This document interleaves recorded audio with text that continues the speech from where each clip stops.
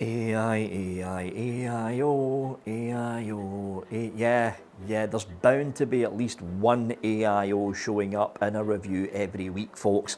This is from Vozol, which is a company that we haven't heard much of recently, but they have been kind of busy in the background, releasing AIO and starter kit style vapes.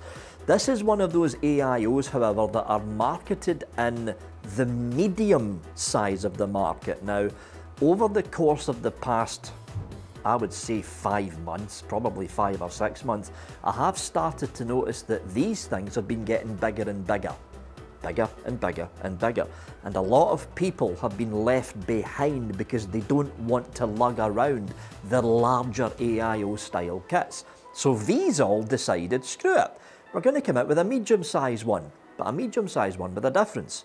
Screen, variable power, and USB-C charging on the side, and a pretty damn big coil for a kit of this size. Have they sacrificed too much though to cram in a lot more in an AIO package this size than some of the bigger manufacturers have managed to do? Well, there's only one way to find out, but before we do find out, let's have an up close and personal of this AIO review.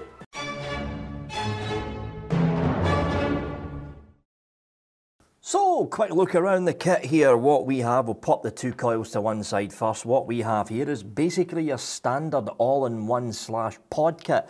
Starting at the top, you have got your dust cap with 4 magnets, which are very, very strong magnets actually. So there's your dust cap. You've got the mouthpiece of the main tank here. If we give this a pull, what we have here is your main tank. Obviously, your coil pops in here. In fact, talking about the coils, I may as well just pop one in right now. You've got a choice of 2 coils with this particular kit. Let's pull this zoom all the way in here and take a look at the 2 coils. They are both mesh coils. As you can see, one of them has got a slightly, this one here, one of them has got a slightly smaller bore than the other, but they're basically both direct to lung. This one here with the smaller bore is 0.6 ohms, 12 to 25 watts. This one here with the wider bore is 0.3 ohms, 25 watts to 40 watts. So no mouth to lung option with this kit, at least in none of the coils I got in. No mouth to lung option with this. I think this kit is actually basically made for direct to lung vapors. That's what it was actually made for, because I was looking around the website and there's no mention of a small or thin bore coil for mouth to lung vapors with this particular kit. So by the looks of it, it's direct to lung only. What we're going to go with is we're going to go with the 0.6 ohm coil. So we're going to pull this zoom back out again. We're going to get the 0.6 ohm coil and we're basically going to push fit it all the way in. That's the coil in. You can see the top of the coil is now merging with the base of the mouthpiece. So there we go, there's the base down here. What you've got down here is a little breathe hole, which is right there, and it goes all the way up into the mouthpiece. This has actually got an automatic draw system on it as well, if you don't want to hit the fire button to get the thing to work.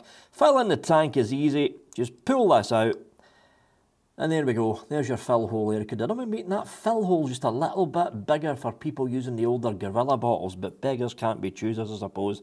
And that is the tank section for the Whiz 40 watt. Let's have a look at the main battery section. Looking at the top, there's your 2 battery contacts in there with 2 magnets on either end to basically hold the tank in place. On either end, you've got the cutouts here and here. That lets the air into the coil. At the back of the kit, you've got Vozol. On the side of the kit, you've got your USB-C charge port. At the front of the kit, you've got the business end, fire button with your main screen. And on the side, not on the front, on the side, you've got your up and down buttons, which is a kind of odd way of doing it, but I suppose it makes sense, to be honest. That way they've got a little bit more space in the front to put a slightly larger screen on. If we have a look at the actual screen itself to see what's going on here, what you've got is a full colour screen. You've got your battery indicator there, the wattage in here, the ohms, the volts, the puff counter, the time, and the best at 18 to 25 watts, and that changes depending on what coil you've got popped into the tank. Let's pop this on here. As you can see, it's automatically pulled already best 5 to 18 watts. This is the 0.6 ohm coil, and you can see it's already automatically bumped it down to 15 watts. So, menu options on this. 1, 2. Does absolutely nothing. 1, 2, 3. Absolutely nothing. 1, 2, 3, 4. Nothing. 1, 2, 3, 4, 5. Industry standard switches it on and back off again. 1, 2, 3, 4, 5. The only actual main option you've got with this is fire button and up button at the same time. Locks the system in place so you can't move the wattage up and down. So there is a lock feature on it, up and down at the same time again. Gives you unlock. And then you've got the up and down buttons here which move the wattage up and down. So it's a very, very simple kit to use, folks. Very simple kit to use. There's no temp control on this, and it's basically wattage-based only vaping with all the information you need on the front of the screen. And that was the Vozol Whiz 40-watt kit. Back up to me again. So, back up top with the Vozol Whiz, 25 watts, got the peach custard in here, and they're off.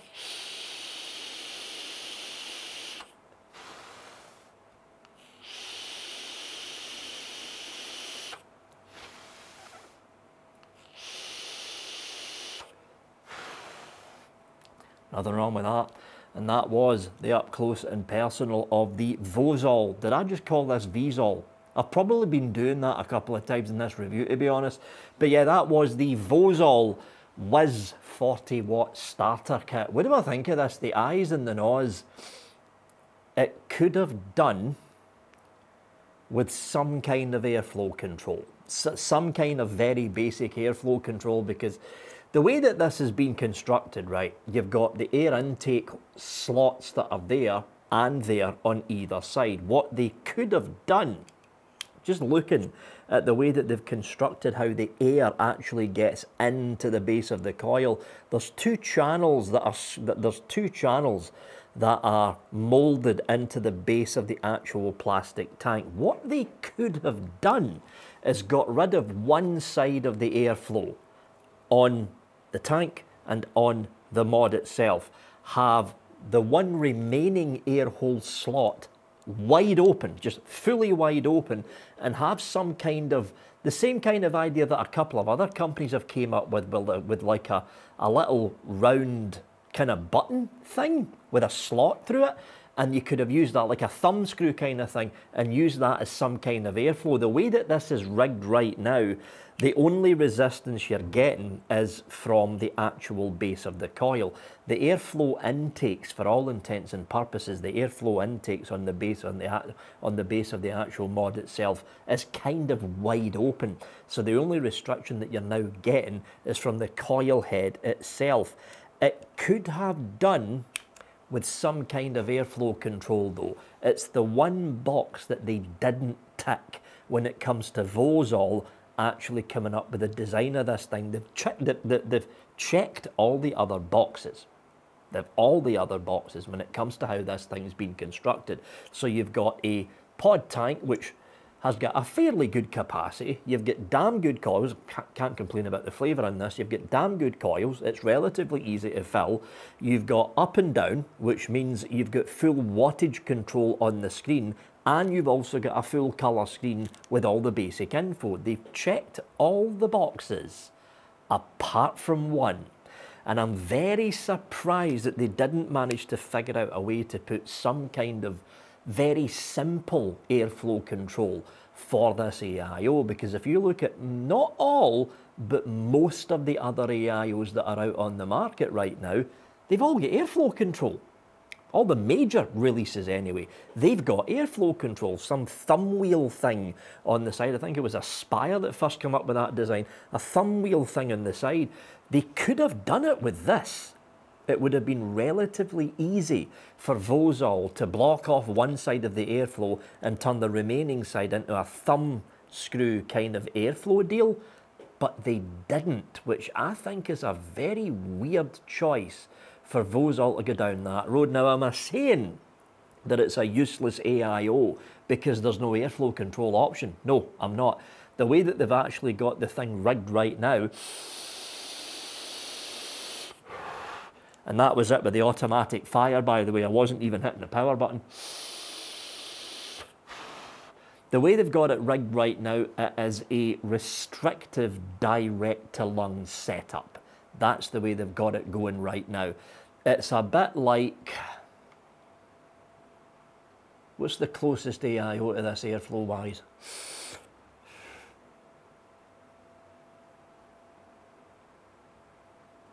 I can't think of one, right?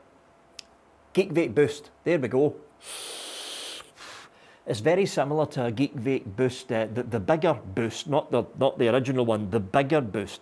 It's very similar to the Geek Vape Boost with its airflow control fully open. So it's a direct to lung draw, but it's a restrictive direct to lung draw. But for some people, not a lot, for some people there could be an argument made that even though it's restrictive direct to lung, it might still be that little touch too airy. Hence, they could have put an airflow control in this. If Vozol are going to come up with a version 2 of this, which you never know, they might end up doing that at the beginning of next year. If they come up with a version 2 of this, I wouldn't be surprised if what you'll see is a kit very similar to this, if not slightly bigger, for maybe an extra 500 milliamp hour battery life, but with the added benefit of having an airflow control right there, because it is the one thing that's missing. It's the one thing that's missing from this little bit of kit. And I'll tell you this now, if this had an airflow control on it, this would be in the top 3. It would be in the top 3 because of the size of it. It's a lot smaller than a lot of the what's the word I'm looking for? Than a lot of the flagship AIOs that other companies like Geek Vape and Aspire have out right now. But this checks all the boxes that a lot of the other medium-sized AIOs, which is the market that this is in, this checks a lot of the boxes that a lot of the other medium-sized AIOs simply don't have. They don't have a screen. They don't have variable wattage. They don't have freaking really good, these are really good coils. The flavour from these, they're phenomenal flavour. Almost reminds me of the kind of flavour that you get from like UL and the UL, the UL coils. I was going to say UL and Valerian, though that's one of UL's products, but it almost reminds me of the flavour that you get from UL coils. Very crisp, very sharp flavour. So I can't complain about the flavour in this. I can't complain about the flavour in this coil. But if they had an airflow control in this, this would be the star of the medium-sized AIOs. The fact that they didn't, damn, you were that close. You were that close to it, that close.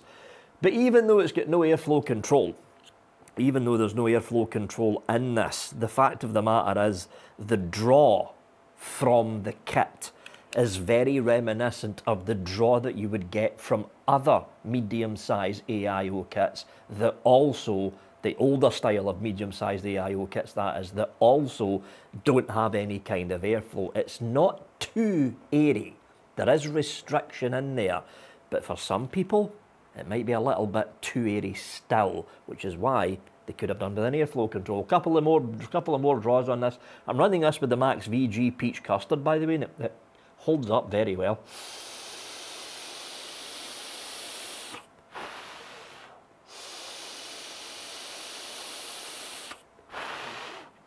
And I'll also say, the automatic draw they've got on this, it's very snappy. It kicks in almost instantly, so they've done a damn good job on the automatic draw on this. And that was the Vozol Whiz 40-watt AIO kit. All in all, for a medium-sized AIO, it almost checks all the boxes, apart from there being no airflow. You'll probably see that in the Vozol Whiz Mark II if they're going to release one at the beginning of next year. Big thanks to Vozol for sending it over for a review. If you thought this review sucked, you know what to do down below. If it was good, give it a thumbs up. Very first side at the top, you've got the latest video, no matter what video you're watching in the channel.